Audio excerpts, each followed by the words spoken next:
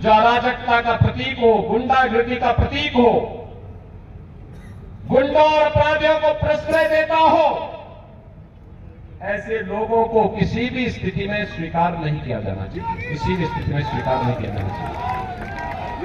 बहनों और भाइयों, जब हम लोग एक गलत व्यक्ति को प्रश्रय देते हैं तो आने वाली पीढ़ी के भविष्य के साथ खिलवाड़ करते हैं, वर्तमान पीढ़ी के वर्तमान को बर्बाद करते हैं और आने वाली पीढ़ी के भविष्य को भी हम खराब करने का काम करते हैं। ये कोई अधिकार हमें नहीं है।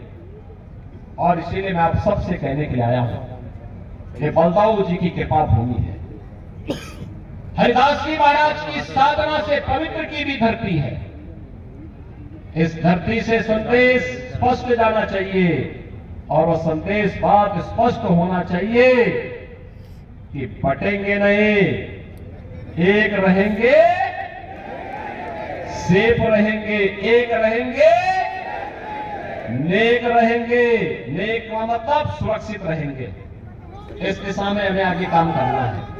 और बहनों और भाइयों, इसीलिए खैर विधानसभा के उपचुनाव में देखो कितना अच्छा एक संगम और समन्वय बना। श्री किशन लाल दिलेर जी और मैं दोनों एक साथ सांसद थे। कोई बड़े बुजुर्ग आदमी थे, बहुत सज्जन आदमी थे, ईमानदारी और सज्जनता की प्रतिमूर्ति थी स्वर्गीय किशन लाल दिलेर। और मैं यहां अलीगढ़ में जिससे भी बात करता हूं, हाथरस में जिससे भी बात करता हूं, हर व्यक्ति उनकी तारीफ करता है। 2017 में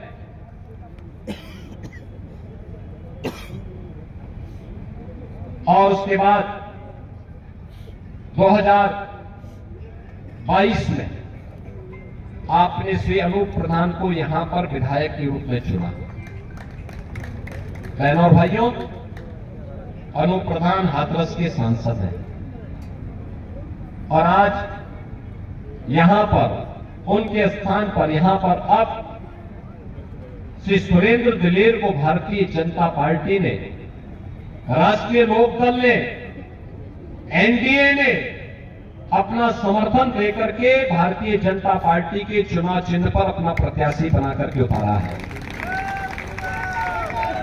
बहनों और भाइयों, एक ऐसी विरासत जो विकास और विरासत का समन्वय करने की सामर्थ्य रखती, उसी श्रद्धाभाव के साथ कार्य करने की सामर्थ्य रखती हो, जो सुरक्षा, समृद्धि और सुशासन को अपने जीवन का हिस्सा मानती है, जिन्होंने सम और सम परिस्थितियों में, मुझे याद है श्री राजवीर सिंह दिलेर का टिकट कटा था, मैं चुनाव प्रचार के लिए आया था। इसी अलीगढ़ में मैंने उनसे बातचीत की। मैंने कहा देखो पार्टी का जो निर्णय है, उन्होंने कहा पार्टी मेरी मां है, पार्टी का जो निर्णय होगा मैं उसको स्वीकार करूंगा, पार्टी का टिकट जिसको मिलेगा मैं उसके साथ खड़ा रहूंगा। जब मैं श्री अनूप वाल्मीकि के प्रचार के लिए आया था, मैं देख रहा था राजवीर सिंह दिलेर हर एक सभा में खड़ा है, साथ में खड़ा है। बहनों और भाइयों, राजवीर दिलेर को भी तमाम प्रलोभन मिले होंगे, लेकिन वे टस से मस नहीं हुए। उन्होंने कहा नहीं, ये मेरी पैतृक परंपरा है कि मेरे पिता भी भाजपा के साथ आजीवन जुड़े रहे और मैं भी भाजपा के साथ आजीवन जुड़ा रहूंगा। और भारतीय जनता पार्टी के साथ जुड़े रहते रहते अंतिम क्षण तक वह व्यक्ति कार्य करता रहा।